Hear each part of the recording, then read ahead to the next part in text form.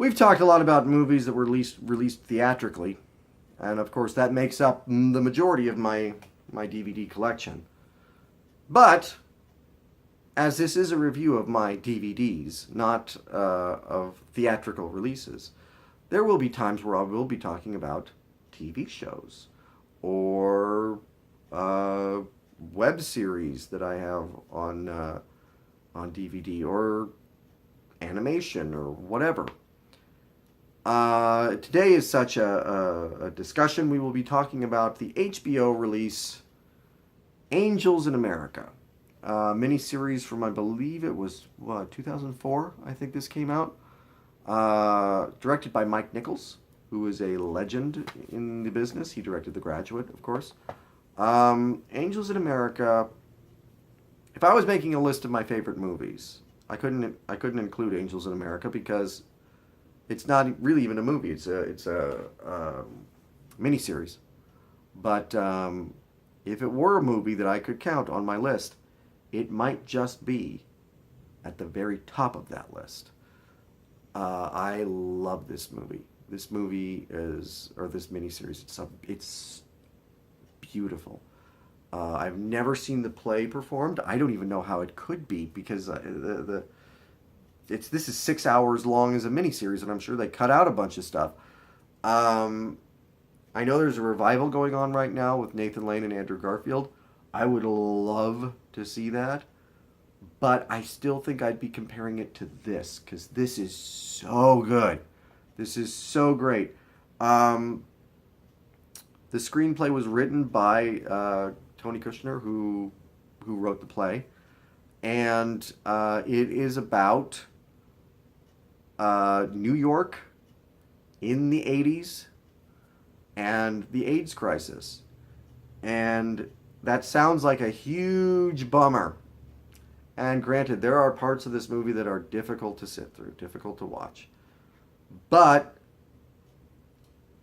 there's also parts of great joy and comedy and moments that make you laugh and moments that make you just feel so much. There are the three headliners of the movie are Al Pacino, Meryl Streep, and Emma Thompson. But they're not really the stars of the movie. They're side characters, and Pacino only plays one character. He plays Roy Cohn, who's a real person, but they fictionalized him for this movie. And Meryl Streep and Emma Thompson play multiple characters. Actually, many of the actors in it play multiple characters. And you've got actors who went on to fame. You've got Patrick Wilson. This was the first time I remember seeing him. Mary Louise Parker's in it. It's just the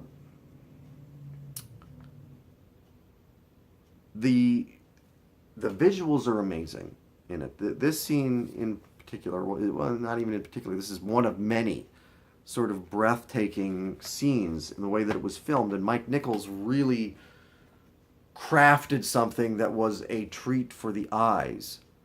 But it's the words, it's Tony Kushner's words that really, I mean, people oftentimes will say, there'll never be another Mozart, there'll never be another Orson Welles, there'll never be another Shakespeare. That's bullshit, okay? That's all bullshit.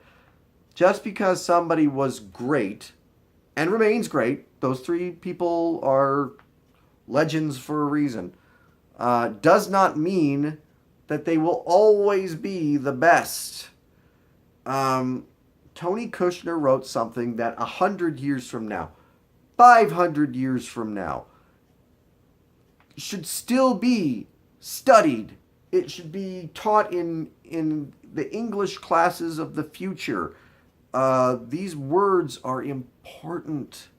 They're important, and it's important to hear them, to hear something that is so beautifully crafted, so beautifully written, and then to be so beautifully performed by every single actor in this movie. There is not a single false note. There is no bum actor in this movie who ruins the whole thing.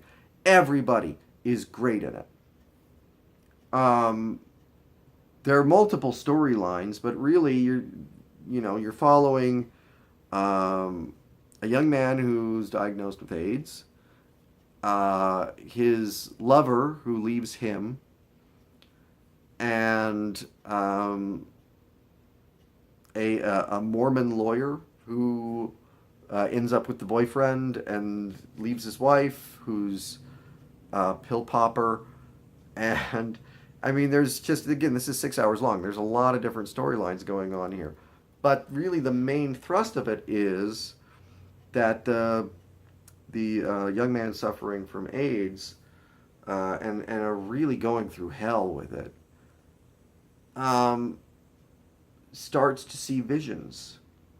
And this angel appears to him and tells him that he is a prophet that has to deliver the message that heaven has decreed, that people must stop moving. Things must stop changing. That we have set into motion this cataclysmic series of events that has driven God from heaven. And it's up to this one person to deliver this message, which of course is an impossible thing for people to stop moving, to stop migrating, to stop inventing and creating, to stop destroying. And I believe that this is on Amazon right now. If you've got Amazon Prime, watch it. Watch every last minute of it. Watch it 2 times, 3 times. I watch it at least every couple of years. I own the book, the script of the play, which I've not yet gotten a chance to really sit down and read cover to cover, but one day I will, because I want to know what else is in it. If there's ever a chance to go see this played live, I will be going to it. Angels in America is absolutely 5 out of 5 stars. It is, in my opinion, one of the great accomplishments in, if you can't say cinema, then at least in the art of miniseries. It's the best miniseries ever made, in my opinion. And again, if you count it as a movie, I would call it the greatest movie ever made. That's a bold statement, but it's my opinion. And there's just so much to love in this, and I absolutely recommend it. It will break your heart, but it will also lift your spirit.